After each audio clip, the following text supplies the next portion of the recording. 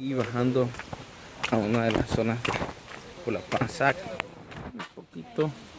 Ahí están algunos de los compañeros. Algunos otros compañeros. Seguimos en el descenso hacia una de las zonas que se pueden ver, apreciar mejor las cataratas de Pulapanzac. Una parte de la micro Río Blanco. Aquí llegamos a la zona baja donde están las cataratas. Se puede observar aquí. Y hay una brisa que es el mismo golpe del agua. Ustedes lo pueden apreciar. De este lado se ve bien. Por